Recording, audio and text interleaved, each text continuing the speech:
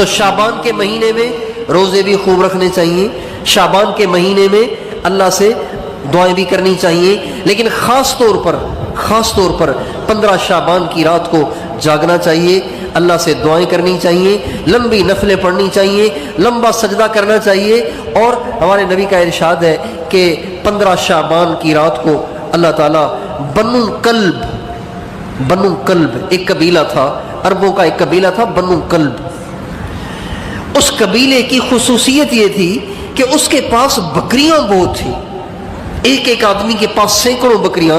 اب بتائیے پورے قبیلے کے پاس کتنی بکریاں ہو جائیں گی؟ ہزاروں سے بھی زیادہ ہو جائیں گی۔ تو آپ نے فرمایا بنو کلب کی جو بکریاں ہیں نا، کتنی بکریاں ہوں گی؟ بہت بڑی تعداد ہے۔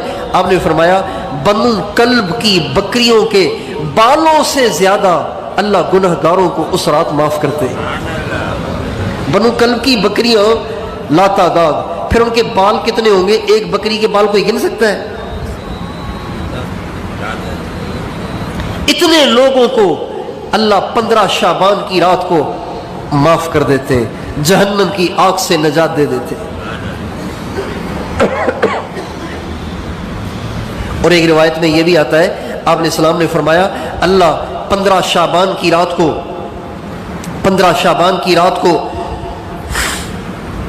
پہاڑوں کے وزن سے زیادہ، درختوں کے پتوں سے زیادہ،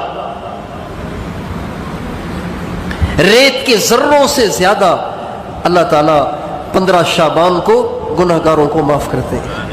یعنی تعداد کوئی حد ہی نہیں ہے ان گناہگاروں کی جن کو اللہ 15 شعبان کو معاف فرماتے ہیں۔